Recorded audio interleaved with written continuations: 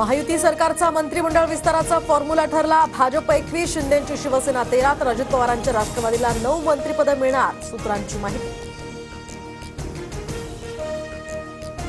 एकनाथ शिंदेंकडे नगरविकास आणि महसूल खातं तर अजितदादांकडे गृहनिर्माण आणि सार्वजनिक बांधकाम विभागाचं खातं असणार, सूत्रांची माहिती। शिंदेंच्या शिवसेनेच्या 3 मंत्र्यांना डच्चू देत नव्या चेहऱ्यांना संधी, सूत्रांची माहिती। तर अब्दुल सत्तार, तानाजी सावंत, दीपक केसरकरांना मंत्री करण्यास पक्षातूनच विरोध असल्याची माहिती।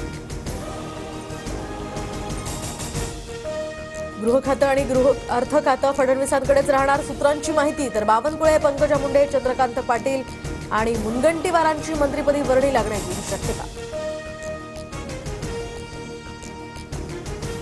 महायुती सरकारचा मंत्रिमंडळ विस्ताराचा मुहूर्त ठरला तर 14 तारखेला मंत्रिमंडळ विस्तार होणार असल्याची अजित पवारांची माहिती।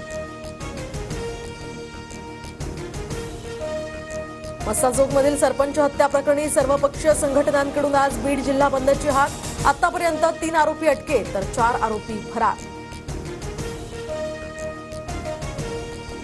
बेस्टच्या बस चालकांची सरप्राईज टेस्ट होणार। भाडेतत्वावरील बसच्या काही चालकांनी कामावर असताना मद्य खरेदी केल्याचे व्हिडिओ व्हायरल, प्रशासन आता अलर्टवर।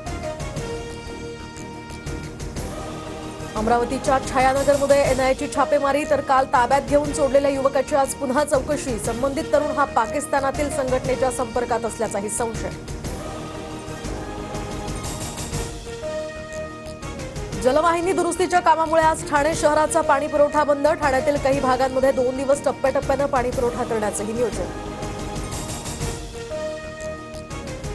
मुंबई प्रवासी आरक्षण प्रणाली सुविधा देखभालीसाठी आता 5 तास बंद राहणार। रात्री 12:15 ते पहाटे 4:45 वाजेपर्यंत प्रवाशांना ऑनलाईन तिकीट आरक्षित करता येणार नाही।